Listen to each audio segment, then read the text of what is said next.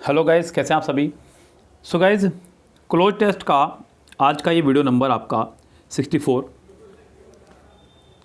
इससे पहले मैं 63 तक क्लोज टेस्ट करा चुका हूँ बच्चों। आज का ये वीडियो नंबर 64 है, जहाँ हम लोग एसएससी स्टेनोग्राफर ग्रेड सी और डी में आए हुए क्लोज टेस्ट सोल्व करेंगे। एक साथ दो क्लोज टेस्ट सोल्व करूँगा आज की इस वीडियो में, एक 10 मार्क्स का और एक 5 मार्क्स का। सो गाइस, क्लोज टेस्ट को सोल्व कैसे करना है आपको ये ट्रिक तो मैं बताऊंगा ही बताऊंगा। साथ ही साथ बच्चों यहाँ पे मैं आपको आज और भी शानदार ट्रिक देने वाला हूँ। तो वैसे तो हम लोग पूरी बुक क्लोज टेस्ट की सोल्व करा रहे हैं, किरण की बुक से ये किरण पूरा हम लोग सोल्व करा रहे हैं क्लोज टेस्ट समेत। ऐसा शायद ही कोई यूट्यूब पर कर रहा हो हमारी तरह। सो बच्चों जुड़े रहिएगा हमारे चैनल से और ऐसी ही शानदार शानदार ट्रिक्स देने के लिए हमारे साथ जुड़े रहिए, जिससे कि आपको भी क्लोज टेस्ट करना आ जाए बच्चों। यहाँ पे बच्चों कह रहा है कि मेरा सबसे पहला काम होगा बच्चों क्लोज टेस्ट को मैं बहुत तेज़ी से पढ़ लूँ, जिससे कि मुझे ये पता चल जाए कि सेंटेंस हमारा किस फॉर्मेशन में चल रहा है। क्या सेंटेंस हमारा पास्ट में चल रहा है या सेंटेंस हमारा प्रेजेंट में चल रहा है। ओके गाइज, पहला है कह रहा है कि interestingly rice heads were used in the old days when dash were fort and there were dash of being attacked without dash. खोपुक और rice cakes made of dash rice, salt and dash sesame were dash into heads and left to dash. The dash of this head was dash known to the farmer. Interestingly, बच्चों story हमारी चल रही है सारी past में। यहाँ मुझे cloze test को पढ़ के अंदाज़ा लग चुका है, यानी कि ये कन्फर्म है कि मुझे यहाँ पे पास्ट के ही वर्ब का इस्तेमाल करते हुए आगे बढ़ना होगा। Was were, had, second form, did, would, should, could, might, इसी तरह के शब्दों का इस्तेमाल करना होगा अगर यहाँ ऑप्शन मुझे दिख रहे हैं तो।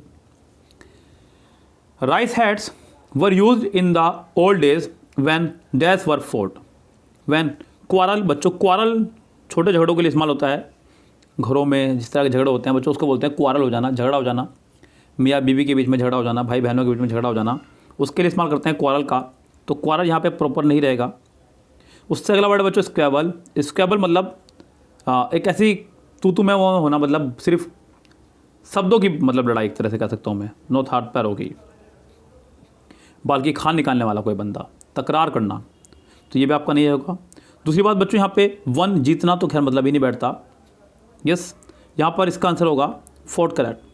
अच्छा, ये तो बात रही यहाँ पे कह रहा है कि interestingly rice heads were use in the old days when fought were fought, लड़ाइयाँ लड़ी जाती थी।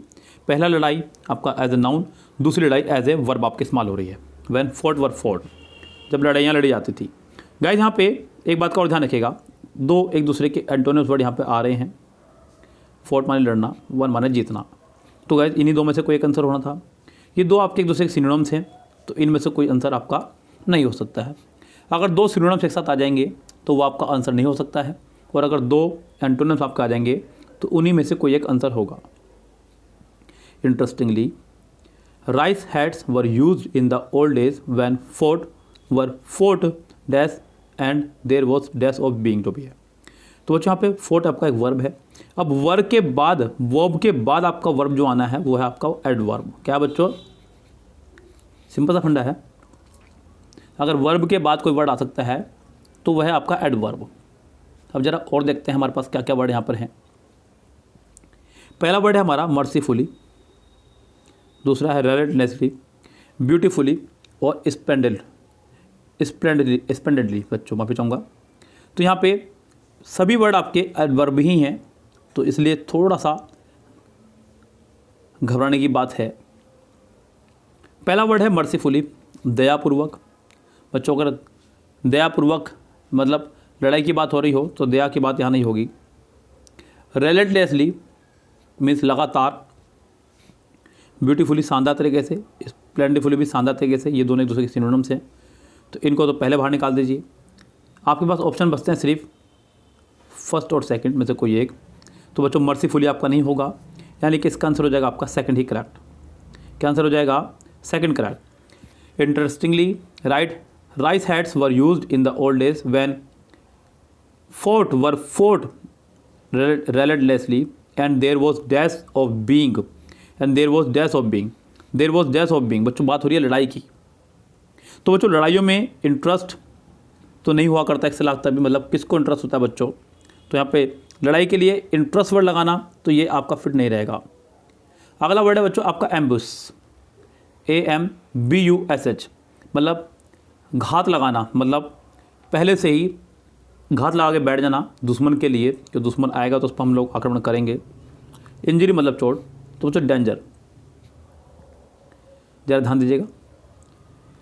There was danger of being attacked, तो बच्चों खतरा रहता था ऑफ बीइंग अटैक्ड, आक्रमण का, of being attacked without dash, बिना किसी डैश के। तो बच्चों बिना किसी वार्निंग के, बिना किसी फूड के, क्लोथ के, मनी के, बिना किसी वार्निंग के, बिना किसी चेतावनी के डर रहता था आक्रमण का बिना किसी वार्निंग के, बिना किसी वार्निंग के। तो बच्चों यहाँ पे इसका आंसर हो जाएगा फर्स्ट करेक्ट, क्योंकि बाकी का ऑप्शन साफ क्लियरली दिख रहा है कि रेस से बाहर है। खोपुक और rice cakes made of dash rice, खोपुक और राइस केक जो है बनाए जाते थे डैश राइस से, and dash rice salt and dash sesame were, जो भी है। तो बच्चों यहाँ पे खोपुक और rice cakes made of dash बने होते थे किसके, लेफ्ट ओवर यानी कि जो बच जाता था उसका, ड्राई सूखे हुए का, ये आपका ग्लोसियस मतलब चिपचिपा कोई पदार्थ उस चीज़ से। और बच्चों अगला है आपका वेट मतलब गीला। तो गाइस यहाँ पे खोपुक और rice cake made of dash rice, बच्चों तो यहाँ पे आपका आंसर हो जाएगा करेक्ट ग्लूसियस, यानी कि ग्लू से बनाया, ग्लू मतलब चिपचिपा, राइस से बनाया जाता था। Salt and dash sesame were, and dash sesame, and dash sesame. बच्चों यहाँ पर उसने कहा, उसके बाद में पहले उसने कहा राइस के उससे, और उसके बाद में बच्चों उसने एक वर्ड इस्तेमाल करा है बड़ा प्यारा है आपका सीसेम। इस बच्चों सीसेम एक तरह का मतलब तिल टाइप होता है बच्चों, एंड सीसेम वर। तो यहाँ पर बच्चों उसी के लिए आपको वर्ड लगाना होगा तिल यानी कि बारीक, और बाकी देखते हैं पाउडर, वेट माने गीला, ब्राउन रॉ मतलब कच्चा। बच्चों इसका आंसर हो जाएगा पाउडर्ड। क्या हो जाएगा इसका, पाउडर्ड। तो गाइस इसका आंसर हो जाएगा पहला ही correct. Powdered sesame were dash into heads and left to dash. तो पाउडर्ड सीसेम उसके अंदर डाला जाता था, were dash into heads, were dash into head and left to dash, powder were dash जो भी है। Broken, turn, converted, fashion. अब देखते हैं बच्चों यहाँ पे क्या ऑप्शन बैठ सकता है fit. And salt and powdered sesame were dash into heads and left to dash. तो उस टाइम पे जो था वो डैश था, ये चीज़ें टोपी पे लगाने का डैश था। बच्चों टोपी पे लगाने का डैश क्या था, ब्रोकन था, टर्न था, कन्वर्टेड था या फैशन था। तो गाइस उस समय पे वो टोपी पे लगाने का फैशन था। क्या था बच्चों, fashion. And left to dash, और उनको डैश कर देते थे बच्चों, सूखा छोड़ देते थे, मतलब ड्राई कर देते थे। यहाँ पे सूखे के अर्थ में आएगा वर्ड, फ्राई तो एक तरह लगता ही इन्होंने चाहा। ड्राई सोख माने भी होता है बच्चों, डुबोना, पानी में भिगोना, वेट माने गीला। इसका आंसर होगा आपका ड्राई, और सूखे के लिए छोड़ देते थे। The dash of this head वो dash known to the farmer. जो डैश था इसका वो फार्मर को ही पता था, यानी कि जो इसका डैश था मतलब जो इसका फ़ायदा था।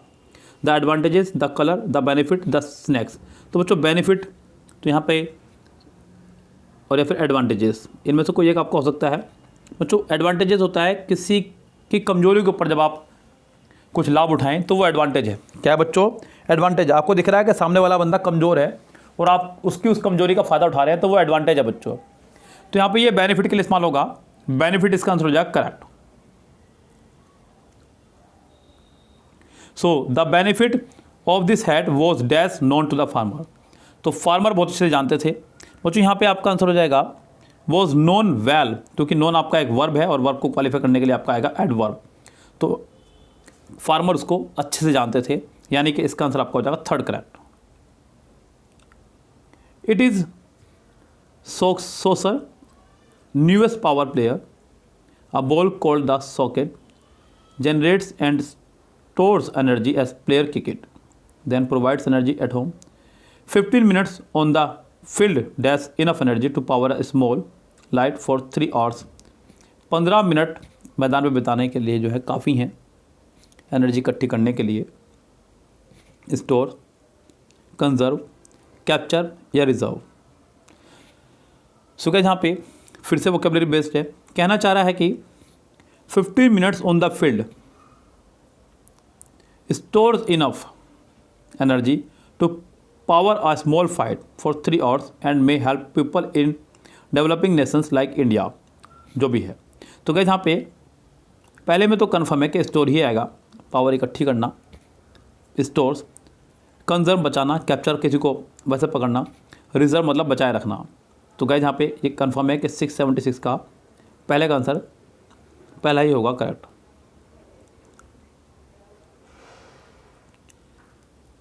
And may help people in developing in Nations like India dash kerosene a leading cause of dash illness and fire. Substitute मतलब किसी चीज़ का सोल्यूशन होना, रिप्लेस किसी के बदले, रिस्टोर किसी को स्टोर करके रखना, रिस्टोर करके रखना, और सप्लेंट मतलब किसी चीज़ का स्थान लेना। तो गाइस यहाँ पे एक बार फिर से पढ़ेगा, इट इज सोसर्स न्यूएस्ट डैश। तो यहाँ पे पूरा क्लोटेस अगर आप पढ़ें तो यहाँ पे कहना चाह रहा है कि stores enough energy to power a small light for 3 hours and may help people in developing nations like India dash kerosene. 15 minutes on the field, 15 minute field पर बिताने पर वो इतनी एनर्जी स्टोर कर लेता है कि वो स्मॉल लाइट ऑफ 3 hours तक जला सकते हैं आप उसको। And may help people in developing nations like India, और वो डेवलप कर सकते हैं नेशंस को लाइक इंडिया, जैसे कि इसने केरोसिन की जगह ले ली है। तो बच्चों यहाँ पे आंसर यहाँ पे हो जाएगा प्रॉपर ऑप्शन आपका सप्लेंट, यानी कि फोर्थ का सेकंड। यस, यानी कि 677 का फोर्थ आंसर आपका हो जाएगा correct. A leading cause of dash illness and fires. A leading cause of dash illness and fires. Dash illness किस तरह की?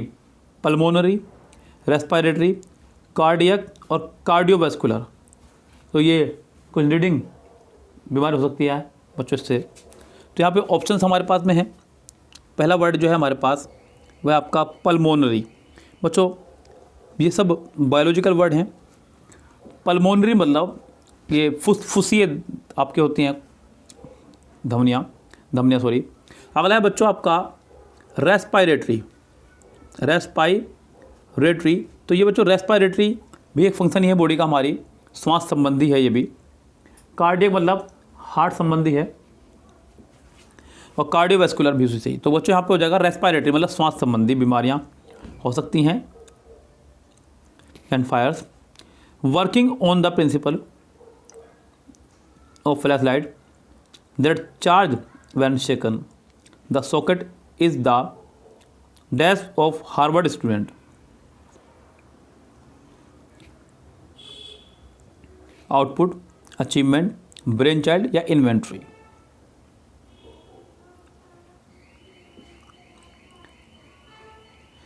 The socket is the dash of Harvard student Jessica Lin Julia Stevman. तो ये जो थे विचार थे यहाँ पे, आउटपुट मतलब रखना, अचीवमेंट मतलब सफलता, ब्रेन चाइल्ड मौलिक विचार किसी के मन के, किसी के दिल के, या फिर कोई आइडिया इन्वेंट करने का। इन्वेंट्री तो यहाँ पे एक्सेल आता नहीं आएगा बच्चों। इसका आंसर आपका हो जाएगा थर्ड करेक्ट।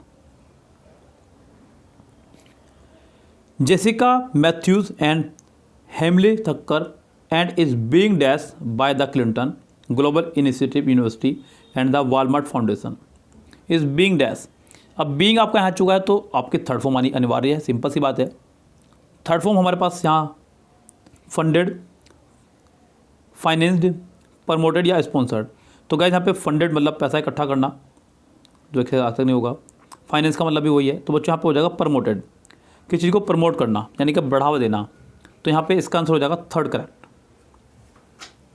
सो गाइस ये था आपका क्लोज टेस्ट नंबर 64। तो पूरी किरण बुक से हम लोग क्लोज टेस्ट सोल्व करा रहे हैं बच्चों को, और साथ ही साथ पैसेज भी, यानी कि पूरी किरण बुक ही सोल्व करा रहे हैं, जिसका 1 फरवरी से नया बैच बनना है। 15 मार्च तक ये बुक आपकी कंप्लीट होगी। मीन्स 1.5 महीने में जिस किसी को भी ये पूरा कोर्स लेना हो वो हमसे कांटेक्ट कर सकता है बच्चों, 1.5 महीने में कोर्स ख़त्म करने के लिए। इसका जो चार्ज हमने रखा है 1000 रुपीज़। कोई भी इसके अंदर ज्वाइन हो सकता है बच्चों, क्योंकि शायद ही पूरे यूट्यूब पे कोई ऐसा बंदा होगा जिसने पूरी किरण बुक के क्लोज टेस्ट आपको सोल्व कराए हों। तो गाइस ये अपना में एक बहुत बड़ा अचीवमेंट है। सो फिलहाल गाइस चलते हैं, लेते हैं आपसे विदा। Good bye, have a nice day.